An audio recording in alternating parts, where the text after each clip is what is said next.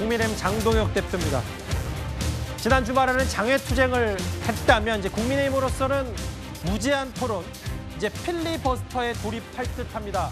왜냐하면 여야가 본회의를 앞두고 정부 조직법 처리에 막판 협상을 벌이다가 그게 최종적으로 결렬이 됐습니다. 정부 조직법 개편안 먼저 상정하기로 했다는 게 결정된 건지. 네, 저희는 계속 그렇게 해달라고 요청하고 있습니다. 비쟁점 법안 대신에 4개 쟁점 법안을 처리하는 이유가 있습니다. 이게 시급하니까 하는 것이고 비쟁점 법안은 다 합의한 내용인데 거기에 대해서도 국민의힘이 필벌을 걸겠다고 하니 부득불 정말 불가피하게 그 법안을 갖다 이번에 상정하지 못하는 겁니다. 해동은 끝난 더 이상 의미는 저희는 없다고는 생각을 합니다.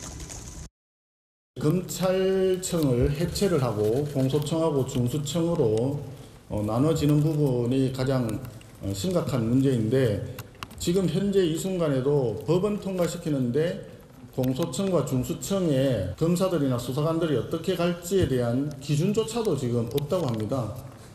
이런 식으로 졸속으로 정부 조직을 개편한다고 하니 이 부분에 대해서 어느 국민이 이해가 되겠느냐.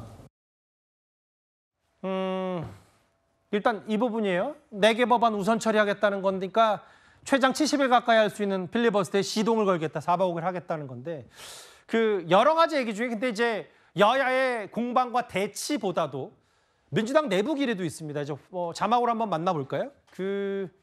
일부 보도에 따르면 이현정 의원님, 민주당 내부에서도 정부 조직법 개편안을 본회의 3시간 앞두고 금융체제, 금융위 혹은 여러 가지 것들 개편안을 또 야당과 협상하기 위해 처리하겠다. 이런 걸 두고 민주당 내에서도 반발이 있는 것 같아요. 그러니까 오늘 지금 저도 깜짝 놀랐는데 상정하기 한 3시간 전에 갑자기 한정혜 정책위 의장이 당정대가 협의했다고 그러면서 원래 하려고 했던 금융위원회 금융소비자원 만드는 거, 금융위 개편안을 다 원상태로 그냥 회복하겠다 이렇게 이야기를 했습니다.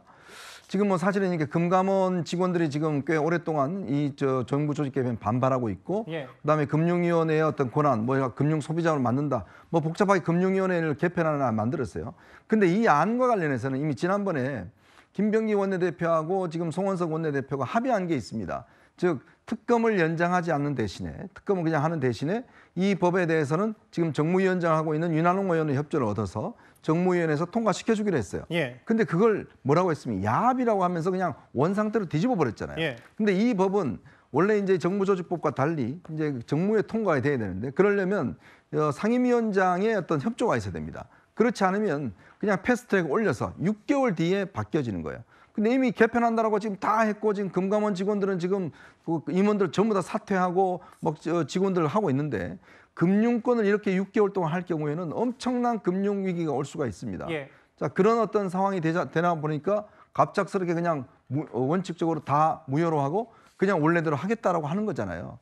그러니까 얼마나 이번에 조직 개편안 자체가 지금 중요한 게 검찰청 폐지, 그다음에 기재부 분리, 그다음에 방송통신위원회 지금 개편, 그다음에 이제 금융위원회 이게 지금 핵심인데 아니 갑자기 3시간 만에 상정 3시간 전에 이걸 갖다가 그냥 원인 무효로 돌려버리면 그동안 논의하고 했던 거는 뭐가 됩니까? 그러니까 얼마만큼 이번에 정부와 여당이 만들면서 일방적으로 자신들이 만들었는지 저는 저 큰 문제는 검찰청 폐지 문제라고 봐요. 이게 1년 뒤에 지금 하게 돼 있는데 이거 엄청난 형사사법 혼란이 있습니다. 과연 그거에 대한 준비가 돼 있는지 윤호중 장관도 나와서 인력들을 어떻게 배치할지 아직도 아무것도 지금 잡힌 게 없다는 거 아니겠습니까? 저는 정말 이걸 보면서 왜 이렇게 지금 급발진하는지 이해를 잘 못하겠습니다. 근데 이제 이런 부분이에요. 내부 기류를 보면요. 장혜인 변호사님. 오늘 정청래 대표 얘기는 야당의 반대로 이거 불과 3시간 전에 금융위 개편 철회가 불가피하다는데 애초부터 사실은 특검법을 파기한 것도 민주당이고 이게 야당과 협의가 안 되니까 3시간 앞두고 제외했고 민주당 내에서는 그럼 또 이거 추진했던 건 뭐가 되냐. 애초에 정부조직법 개편안의 주어가 야당과의 협상이 아니라 민주당 내에서 교통정리가 안 됐던 건 아니에요? 이게 합의라는 게 예. 정말 이 국민의힘의 의견이 반대여서라기보다는 현실적으로 필리버스터를 모든 법안에 대해서 다 하겠다고 하지 않았습니까? 그럼 지체가 되고 이 부분과 관련해서 적시에 법안 처리가 되지 않았을 때 특히 이 금융체제의 개편과 관련한 문제는 금융시장에 던지는 여파가 상당히 크기 때문에 이 부분을 계속 한다 안 한다라고 하면서 이 부분이 마침표가 찍혀지지 않았을 때 시장에 가야 닿을 수밖에 없는 그 유동성 그리고 그 불확정성을 우려한 결과물로 보이는 부분이 있고요. 여기에 대해서 송원석 원내대표는 뭐 언제는 우리랑 합의했냐? 그러면 필리버스터에 대해서 뭐라고 이야기하실 건지 좀 되묻고 싶습니다. 잠시만요. 그 관련해서도 조금 전 국회 본회의장으로부터 속보도 들어왔는데 한번 제가 길지 않게 핵심 내용 짚어보겠습니다. 맞아요. 막판 협상이 결렬돼서 여당 단독 처리가 됐고 이제부터 여당 단독 처리, 야당의 필리버스터 4박 5일 무제한 토론도 진행이 되는데 29일까지 한다. 정혁진 변호사님. 아까 이현정 의원도 언급하셨다시피 결국은 78년 만에 검찰청 폐지.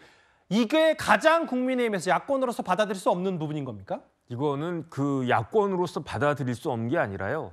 국민으로서 받아들일 수 없는 겁니다.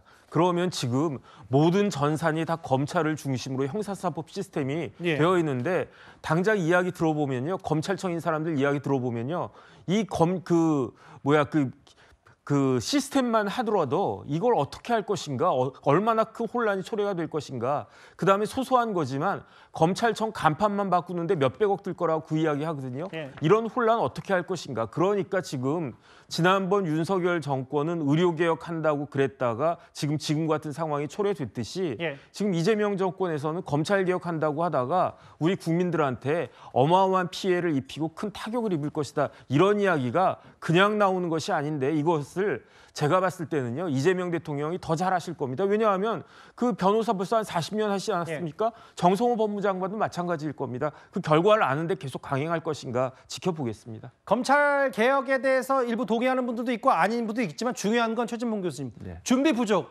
윤호중 행안부 장관에게 야당이 이걸 했는데 뭔가 좀 교통정리도 잘 안 됐다는 느낌도 지울 수가 없고요. 그러니까 아마도 이제 저는 이렇게 생각해요. 검찰청 폐지 법안을 일단 통과시키고 대통령도 그런 얘기 했잖아요. 한 곳에 권력이 너무 집중되는 행안부에 권력이 집중되는 문제는 해결되는 문제라고 얘기를 했으니까 1년 동안 준비하는 과정에서 세부적으로 어떻게 권한을 나누고 그다음에 인력 배치를 할지를 고민할 거라고 생각합니다. 그러니까 대통령이 이건 얘기해서 일단 브레이크를 걸었다고 생각하기 때문에 검찰청 폐지만이 이번에 처음에 들어간 것이고 나머지 구체적인 변화의 내용은 일정 부분 변화가 있을 거로 생각합니다. 알겠습니다. 1위까지 짚어봤습니다. 여야의 극한 대치, 야당도 필리버스터를 시작하겠다는 태세입니다.